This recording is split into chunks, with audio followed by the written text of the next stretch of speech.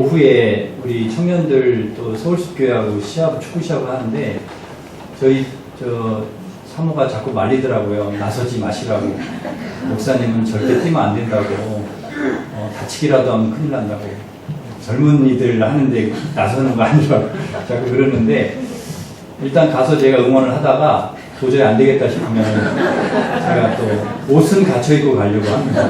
옷은 갖춰 입고 가서 좀 이렇게 상황을 보다가 도저히 안 되겠다 그러면 제가 좀 뛰어야 되지 않을까 그런 생각을 합니다. 야구를 또 제가 좋아하는데요. 제가 야구 팀들 중에 프로팀들 중에 한화 이글스를 제가 응원을 합니다. 제 고향이 거기는 아니고요. 왠지 저는 좀 약팀에 좀 정이 가는 그런 저기가 있어서 좀 못하는 팀, 약한 팀. 이 한화가 10년인가 넘도록 거의 꼴찌만 하는 팀이거든요. 그러니까 이제 한화 하는 거를 보면 속이 터지죠. 왜 이렇게 저렇게 못할까? 그런데 놀랍게도요, 올해 한화가 3등을 해가지고요. 여러분 별로 놀라시지 않은데 엄청난 일입니다.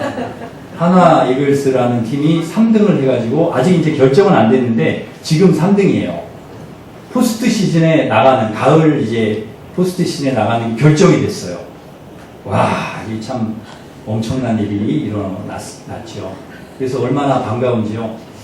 그동안 10년 동안에는 뭐 할 때마다 지고 그래가지고 참 힘들었는데 특히나 야구가 중요한 게 뭐냐면 마지막에 잘해야 되거든요. 마무리 투수가 딱 나와가지고 이기고 있을 때 딱 마무리를 깨끗이 지어줘야 이길 수 있는데 한화 팀은 마무리가 시원찮아가지고 이기다가도 마무리 투수가 막 점수 내가 이렇게 많이 먹어가지고 지고 이렇게 그렇게 했어요. 근데 이번에는 그 정우람이라고 하는 아주 마무리 좋은 선수를 딱 영입을 해가지고 계속 이기는 겁니다. 그래가지고 이번에 그래서 저는 이 야구를 보면서 마무리 투수가 얼마나 중요한가, 마무리가 얼마나 중요한가 하는 것을 깨닫게 되었습니다. 이 야구뿐만 아니라요, 모든 운동이 다 마찬가지입니다. 끝까지 마무리를 잘해야 이길 수가 있고요. 또 우리의 삶 속에서 이렇게 보면 이렇게 사고가 나는 이유도 지난번에 보니까 볼트 하나를 조이지 않아서 그 정비기사가 그 15톤 트럭 그 볼트 하나를 바퀴에 볼트 하나를 조이지 않아서 그 달리다가 그 바퀴가 반대편에 날아가가지고 달려오던 차 그냥 운전석에 떨어져 버려가지고요. 그 운전하는 기사가 그 자리에서 사망을 하는 그런 아주 일들도 있습니다. 그러니까 작은 그런 어떤 마무리 하나 잘못한 것이 큰 대형 사고를 일으키는 그런 일들도 우리가 보게 됩니다. 그래서 이 마무리가 얼마나 중요한가 하는 것을 늘 깨닫게 됩니다. 저희 딸들이 한 번은 저에게 밥을 드셨으면 아빠 마무리를 하셔야죠. 그렇게 얘기를 하더라고요. 그래서 무슨 마무리냐, 지금 내가 밥을 다 먹었는데 그랬더니 다 먹었으면 먹은 그릇은 본인이 설거지를 하는 것이 이게 마무리입니다. 그리고 또 가르쳐 주더라고요. 그래서 제가 그동안에 마무리를 잘 안 했구나. 그리고 지금은 제가 마무리를 하고 있어요. 네, 마무리를 해야 된다고 그래가지고 그래서 좋은 일 같다. 그래서 마무리를 언제까지 할지는 모르겠지만 하고 있습니다. 이 훌륭한 분들을 보면 마지막이 아름답습니다. 그의 일생이 이렇게 살아온 여정도 참 아름답지만 마무리가 참 아름다운 것을 보게 됩니다. 한경직 목사님도 일생 참 아름답게 사셨지만 마무리가 참 아름다우셨죠. 제가 모셨던 고우 목사님도 마지막 은퇴하시면서 참 아름다운 마무리 하셨습니다. 아름답게 마무리한 그런 훌륭한 분들이 우리 주위에 참 많이 있습니다. 그러나 또 한편으로는 교회의 이미지를 좀 나쁘게 하고 또 전도의 문이 막히게 하고 또 하나님의 영광을 가리는 그런 마무리를 하는 분들도 간혹 있기는 합니다. 성경에 보면 일생 믿음으로 살다가 아름다운 마무리를 한 사람들이 많이 나옵니다. 아브라함도 그렇고요. 이삭, 야곱, 요셉, 모세도 그렇습니다. 가나안에 들어가기 전에 이스라엘 백성들을 다 말씀으로 가르치고, 그리고 자기는 설령 가난에 들어가지 못하지만 마지막까지 그 사명을 다 잘 감당하고 마무리한 그런 아름다운 모습을 우리가 보게 됩니다. 여호수아도 그렇고요. 기드온도 마찬가지입니다. 사무엘도 마찬가지입니다. 이분들의 공통점이 뭐냐? 마무리가 아름다웠다는 것이죠. 아름다운 마무리. 끝까지 사명을 잘 감당하고 마지막까지 아름다운 모습을 우리에게 보여주셨습니다. 다윗은 왕으로 세움을 받고 헤브론에서 7년, 예루살렘에서 33년, 총 40년간 이스라엘을 통치했습니다. 다윗은 통치 기간 동안에 왕으로서 정말 충실하게 그의 역할을 감당했습니다. 그러기에 하나님께서 다윗에게 뭐라고 얘기하셨느냐? 너는 내 마음에 합한 자야. 그렇게 하나님께서 인정을 해주셨어요. 그리고 백성들도 다윗을 정말 존경하는 그런 왕으로 그렇게 존경했습니다. 세월 앞에 장사 없다는 말처럼 그렇게 훌륭하게 잘했던 위대한 왕 다윗도 이제 늙어서 왕의 자리에서 물러나고 아들 솔로몬에게 그 왕의 자리를 물려주게 되었습니다. 오늘 저희들이 읽은 말씀은 바로 그 장면입니다. 다윗이 물러나는 그 퇴임식, 그리고 솔로몬이 왕으로 즉위하는 그 취임식, 그 장면이 같이 들어있는 것입니다. 그 자리에서 다윗이 마지막 백성들에게 퇴임 연설을 하는 거죠. 이제 더 이상 다윗이 이제 백성들에게 얘기할 기회가 없어요. 마지막입니다. 마지막 온 백성들이 모여있는 그 퇴임식, 그 자리에서 다윗이 마지막 말을 하는 거예요. 이제 더 이상 얘기를 이제 할 수가 없는 거예요. 그게 이제 마지막입니다. 그 자리에 딱 섰을 때 다윗 왕은 아마 만감이 교차했을 것입니다. 지난 40년 동안에 그 이스라엘 백성들 다스리면서 여러 가지 그런 사건들이 많이 있어요. 그런 것들이 정말 필름처럼 쫙 지나갔겠죠. 하고 싶은 말도 많았을 것입니다. 40년을 통치한 한 왕, 이스라엘 최고의 전성기를 가져왔던 다윗 왕이 마지막 퇴임식 하는 그 자리에서 왕의 자리에 내려오면서 과연 무슨 말을 할까? 온 백성이 다윗의 입만 쳐다봅니다. 과연 다윗 왕이 무슨 말을 할까? 첫 마디가 뭘까? 온 회중을 향해서 드디어 다윗이 입을 열어 첫 마디를 합니다. 그 다윗의 첫 마디가 무엇입니까? 하나님을 송축하라는, 여호와 하나님을 송축하라. 이것이 다윗의 퇴임사 마지막 마디였습니다. 40년 동안 나 너무 좋았어, 나 너무 행복했어, 즐거웠어, 아유 보람 있었어, 이런 말을 하는 게 아니고요. 나 너무 힘들었어, 나 괴로웠어, 나 상당히 피곤했어, 이런 말도 아니었습니다. 그의 첫 마디, 하나님을 송축하라. 20절 말씀해 보면 이렇게 말씀합니다. 다윗이 온 회중에게 이르되 너희는 너희 하나님 여호와를 송축하라. 송축하라고 하는 말은 감사하고 찬양하라는 말입니다. 그러니까 하나님을 송축하라는 것은 하나님께 감사하고 하나님을 찬양하라. 40년 동안 내가 잘했으니까 나에게 박수를 쳐라. 나를 존경해라. 나에게 잘해라. 이런 말 하는 게 아니에요. 내가 잘해서, 내가 훌륭해서 아니라는 거죠. 하나님께서 그 40년 동안 나를 도와주셨기 때문에, 나와 함께 해주셨기 때문에, 이 모든 것이 내가 이 마지막 퇴임하면서 마지막 이렇게 아름다운 마무리를 할 수 있었던 것이 하나님의 은혜였다는, 하나님의 은혜였다. 그래서 하나님을 하나님을 찬양하고 하나님께 감사하자는 것입니다. 다윗 왕은 지난 40년 동안 이스라엘 어느 왕보다 잘했습니다. 하나님 사랑하고 백성 사랑했죠.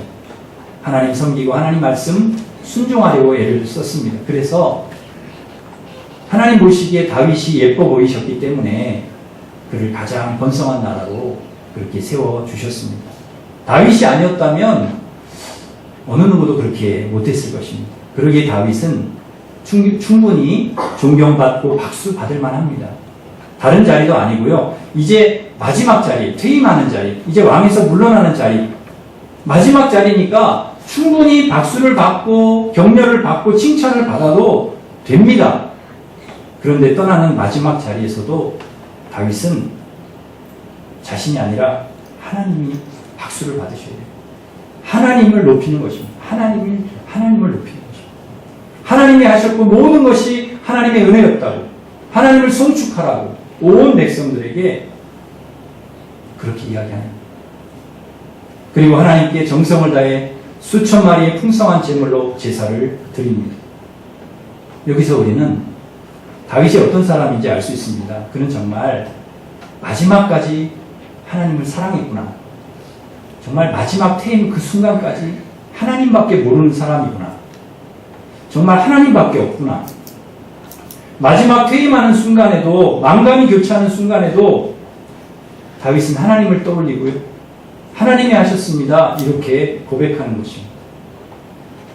여러분, 반대로 생각을 해보면 다윗이 그랬기 때문에, 하나님밖에 모르는 사람이었기 때문에 하나님께서 지난 40년 동안을 다윗과 하나님이 함께 해주셨고, 40년뿐만 아니라 다윗 일평생을 하나님께서 그와 함께 해주시면서 그의 모든 위기에서 건져주시고 왕으로 이스라엘 전성기를 누리게 해주셨던 것입니다.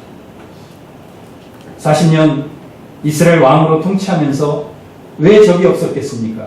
수많은 적들이 다윗을 넘어뜨리려고 했죠. 왜 어려운 일들이 없었겠습니까? 너무나 많았습니다. 적들도 많았고 위기도 많았습니다. 한 고비 넘어가면 또 한 고비가 오고 계속해서 어려움과 위기의 연속이었습니다. 그때마다 다윗은 하나님을 찾았고 하나님을 의지했습니다. 왜? 다윗에게는 하나님밖에 없으니까요. 그가 믿을 수 있는 분은 하나님밖에 없으니까, 그러니까 하나님을 의지하고 하나님 찾을 수밖에 없는. 그렇게 하나님밖에 없으니까 하나님께서 그의 인생을 책임져 주시는 겁니다. 저는 우리 청년들한테 이 얘기를 좀 하고 싶어요. 우리 아직 결혼하지 못한 청년들이 있으면 오늘 설교를 좀 들으면 좋겠는데, 결혼할 수 있는 좋은 비법을 제가 알고 있거든요. 나는 당신 아니고도 결혼할 수 있어요. 그러면 평생 결혼하기가 힘듭니다. 나는 당신밖에 없어요. 오직 당신밖에 없어요. 그러면은 결혼하게 되어 있어요. 나밖에 없다는데 내가 책임져야 되겠다. 그러고서 결혼하게 된다는 거예요. 물론 제가 책임질 수는 없습니다. 그렇게 얘기한다고 해가지고 될지 안 될지는 모르겠지만은 아무튼 당신밖에 없어요. 다윗이 그랬다는 거예요. 나는 주님밖에 없어요. 난 주님만이면 됩니다. 그럼 다윗은요, 자신이 누군지 잘 압니다. 그의 출발이 어디에서 시작되었는지 너무나 잘 알아요. 목동이잖아요. 양치는 사람이었잖아요. 왕이 될 수 있는 사람이 아닙니다. 오늘 이 본문 23절에 보면 이걸 분명히 알 수가 있는데요. 오늘 보면 23절에 이렇게 말씀하죠. 여호와께서 주신 왕위에 앉아 형통하니. 누가 주셨다고요? 이 왕위를? 누가? 하나님께서 주셨다는 거예요. 자신의 힘과 노력으로 얻은 왕위가 아니고 하나님이 주신 왕위. 이건 솔로몬에게 하나님이 그렇게 해주셨을 뿐만 아니라 솔로몬 이전에 다윗을 하나님이 그렇게 해주신 거예요. 다윗을 하나님께서 그 왕위에 세워주신 것이죠. 하나님이 아니었다면 다윗은 왕이 될 수 있는 사람 아닙니다. 형통할 수 없습니다. 하나님이 그를 세워주시고 그를 형통하게 해주셨으니까. 23절에 보면 순종하며 그랬습니다. 백성들이 순종하며, 24절에도 모든 방백과 용사와 다윗 왕의 여러 아들이 솔로몬을 복종했다. 여러분, 이 모든 백성들이, 모든 신하들이 왕에게 복종하는 거, 이것도 하나님이 해주셔야 가능합니다. 25절에 보시면 아주 중요한 말씀을 하는데요. 우리 25절 같이 읽겠습니다. 여호와께서 솔로몬을 모든 이스라엘을 중에서 신하게 하시고 왕의 이름을 그에게 주사 그 이스라엘 모든 왕나라에 뛰어나게 하셨더라. 아멘. 하나님께서 어떻게 해주셨어요? 심히 크게 해주셨어요. 그냥 크게도 아니고요. 심히 크게. 그리고 왕의 위엄도 주셨어요. 그리고 모든 왕보다 뛰어나게 해주셨다는 거예요. 그것을 누가 해주셨다고요? 하나님이 그렇게 해주셨다는 거예요. 그러니까 하나님께서 왕으로 세워주신 것뿐만 아니라 왕으로 세워주실 뿐만 아니라 그 왕으로서의 역할을 잘 감당할 수 있도록 그를 힘이 크게 하고 아주 위엄 있게 하고 그리고 아주 뛰어나게 그렇게 해주셨다는 거예요. 하나님이 그렇게 해주셨다는 거죠. 이것을 누가 아느냐? 다윗이 아는 거죠. 다윗이 아는 거예요. 자신의 능력으로 그렇게 된 게 아니라는 것을 40년 동안 뼈저리게 느낀 거죠. 그러기에 하나님이 아니었다면 다윗은 40년간 이스라엘을 이끌 수가 없었습니다. 하나님이 아니었다면 다윗은 이렇게 아름다운 마무리를 할 수가 없는 것이죠. 그것을 너무나 잘 알기에 다윗이 마지막에 퇴임하는 그 단상에 올라가서 온 이스라엘 백성들을 향해서 하나님을 송축해요. 하나님을 찬양해요. 하나님 감사해요. 이 얘기를 하는 것입니다. 짧은 말이지만 이 짧은 말 속에 이 하나님을 송축하라는 이 말씀 속에 그 다윗의 인생이 들어있는 것입니다. 다윗의 신앙 고백이 그 안에 들어있는 거예요. 그가 어떻게 살아왔는가?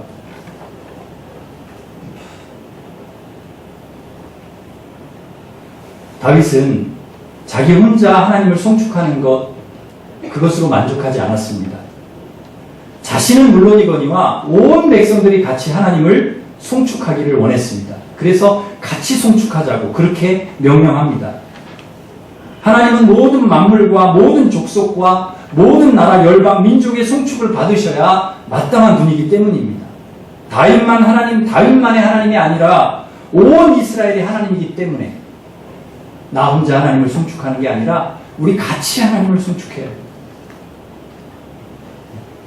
왕의 자리에 오르면 하고 싶은 것도 많고 마음만 먹으면 하고 싶은 거 마음껏 할 수 있습니다. 누구의 제약도 거의 받지 않습니다. 감히 누가 왕이 어떤 일을 하는 데 있어서 그 일에 브레이크를 걸 사람이 누가 있겠습니까? 그러니 왕이 맘만 먹으면 다 할 수 있습니다. 그러니 교만과 욕심이 생기기 마련입니다. 왕의 자리에 딱 올라가면 왕의 마음을 빼앗을 것들이 너무 많습니다. 마음을 빼앗길 만한 것들이 너무 많아요.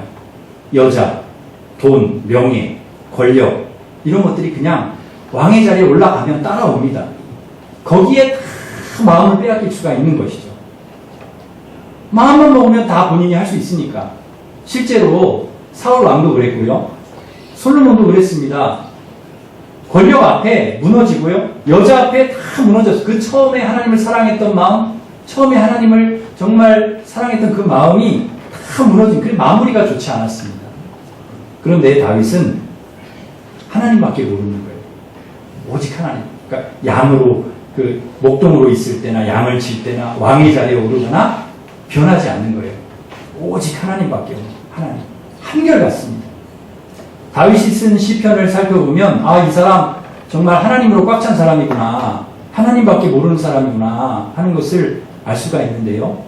우리 몇 구절만 좀 살펴보려고 합니다. 시편 18편 1절 2절 다윗의 심정으로 같이 한번 읽겠습니다. 시작. 나의 힘이신 여호와여 내가 주를 사랑하리라. 여호와는 나의 반석이시오 나의 구주시오 나를 지키시는 이시오 나의 하나님이시오 내가 그 안에 피할 나의 아이시오 나의 방패시오 나의 구원의 뿌리시오 나의 산성이시로다. 아멘. 하나님이 나에게 그런 분이라는 거죠. 하나님이 나의 힘이시고 나의 반석이시고 요새이시고 이게 다윗의 마음이고 고백이죠. 시편 23편 1절 우리 같이 읽습니다. 여호와는 나의 목자시니 내게 부족함이 없으리라. 주님이 나의 목자. 시편 27편 1절 같이 읽습니다. 여호와는 나의 빛이요 나의 구원이시니 내가 누구를 두려워하리요. 여호와는 내 생명의 능력이시니 내가 누구를 두려워하리요. 아멘. 두려워하지 않겠다는 거죠. 두려워하지 않아요. 왜요? 누가 나의 빛이에요? 여호와 하나님이 나의 빛이고 나의 구원이시고. 시편 28편 7절 같이 읽습니다. 여호와는 나의 힘과 나의 방패시니 내 마음이 그를 의지하여 도움을 얻었구나. 그러므로 내 마음은 크게 기뻐하며 내 노래로 그를 찬송하리로다. 다윗이 왜 이렇게 기뻐하고 찬송합니까? 하나님이 누구시라는 거예요? 나의 힘과 나의 방패시고 나의 의지시고 도움이시고, 그래서 내가 기뻐하고 찬양. 마지막 한 구절만 같이 읽습니다. 시편 62편 1절 2절 시작. 시편 62편 1절 2절 시작. 나의 영혼이 잠잠히 하나님만 바라며 나의 구원이 그에게서 나오는도다. 오직 그만이 나의 반석이시오 나의 구원이시오 나의 요새이시니 내가 크게 흔들리지 아니하리로다. 아멘. 다윗이 크게 흔들리지 않은 이유, 40년 동안 왕으로 통치하면서 그 이유가 무엇입니까? 오직 주님만이 나의 반석이시고 나의 구원주, 나의 요새이시기 때문에, 그렇기 때문에 흔들리지 않는, 다윗이 40년 동안 꿋꿋하게 왕으로서 그 자리를 지키면서 마지막에 아름다운 마무리를 할 수 있었던 이유가 바로 여기에 있었다는 거죠. 나는 하나님밖에 없습니다. 이게 다윗의 고백인 겁니다. 여러분에게 이 고백이 있기를 바랍니다. 저는 가진 것도 별로 없고 능력도 없고 이력도 부족하고 저는 하나님밖에 없습니다. 하나님께서 저희 전부입니다. 하나님이 나의 힘, 반석, 요새, 산성, 목자, 빛이십니다. 저는 하나님으로 인해서 삽니다. 여러분, 이 고백이 저와 여러분의 고백이기를 간절히 바랍니다. 그리고 이 고백을 여러분 혼자 하시는 게 아니에요. 여러분 혼자 하는 게 아니라 여러분 가족들과 함께 하시고요. 다윗이 그러잖아요. 퇴임사에서 우리 같이 하나님을 송축하자. 하나님을 찬양하자. 여러분, 우리 가족이, 우리가 속해 있는 공동체의 일원이 함께 고백할 수 있어야 합니다. 다윗은 자신이 혼자 그렇게 하나님을 송축하는 것으로 만족하지 않았습니다. 백성들이 다 같이 하나님을 찬양하기를 원했고, 다 같이 하나님을 섬기기를 원했고, 다 같이 하나님을 높이기를 원했고, 하나님을 사랑하기를 원했습니다. 지도자는 나만 잘 믿으면 된다, 이런 생각을 해서는 안 됩니다. 백성이 다 같이 하나님을 섬기고, 가족이 다 같이 하나님을 섬기고 믿음으로 살도록 이끌 책임이 있는 것입니다. 다윗은 그 일에도 충실했습니다. 자녀는 부모님을, 학생은 선생님을, 아랫사람은 윗사람을, 백성들은 지도자를 보고 영향을 받고 따르게 되어 있습니다. 그래서 지도자의 말 한마디, 행동 하나하나, 부모님의 말 한마디, 행동 하나가 너무너무 중요한 것이죠. 모든 사람에게 영향을 미치기 때문에. 그런데 다윗은 그의 말과 행동 속에 얼마나 하나님을 사랑하고 의지하는가 보이는 것입니다. 그냥 그의 신앙이 삶 속에 묻어나는 거예요. 하나님이 아니고는 그의 인생이 설명이 되지 않는 것입니다. 우리 성도들의 삶이 그래야 할 줄 믿습니다. 하나님이 아니고, 여러분의 삶이 하나님이 아니고도 설명이 되고 믿음이 아니고도 잘 살 수 있다면 우린 그리스도인이 아닙니다. 하나님이 아니고 믿음이 아니고는 설명이 되지 않아야 됩니다. 아, 저분 다윗이 어떻게 저렇게 된 거야? 하나님을 빼고는 설명이 안 돼야 돼요. 아니, 어떻게 저분이 저렇게 된 거야? 저렇게 아름다운 삶을 살아가는 거야? 거기 하나님 빼면 설명이 되지 않아요. 하나님이 계시기 때문에, 하나님이 나와 함께 하시기 때문에, 하나님이 나의 힘이 되시기 때문에 나의 삶이 아름다운 줄 믿습니다. 그래서 우리 속에 하나님의 향기가 풍겨 나와야 됩니다. 하나님의 냄새가 나와야 되고, 우리의 삶이 그래야 됩니다. 당신은 하나님 믿는 사람 같아요. 당신은 하나님의 사람 같아요. 이게 우리의 기쁨이고 축복이 되어야 됩니다. 우리가 믿음으로 하나님으로 살고 있지 않다면 우리의 삶을 다시 튜닝해야 됩니다. 다시 튜닝, 리셋해야 됩니다. 다시 리폼해야 됩니다. 믿음으로 우리가 리모델링 해야 되는 것입니다. 세상의 것들이 우리 안에 너무 가득 차 있고 죄악들이 우리 안에 가득 차 있으면 이거 비워내고요. 요새 이렇게 성수동 이렇게 보면요, 리모델링들을 많이 하시더라고요. 건물들을요. 옛날에 낡고 험한 건물들을 아주 예쁘게 리모델링을 하는 거예요. 아주 새로운 건물이 되는 거예요. 뭐 지저분한 것들이 다 이렇게 제거하고 예쁘게 변하는 거예요. 와, 이렇게 예쁜 집으로 멋있게 리모델링이 되는 거예요. 우리도 하나님 앞에서 하나님의 사람은 리모델링이 되어야 됩니다. 세상의 더러운 것들, 죄, 옛 것들 다 비워내시고 여러분 하나님이 주시는 은혜로 채우시기를 바랍니다. 리모델링 되기를 바랍니다. 말씀으로 채우고 성령으로 채우고 여러분 감사와 찬양으로 채우고 하나님의 사람으로 하나님으로 여러분 채우시기를 간절히 바랍니다. 28절에 보면 이렇게 말씀합니다.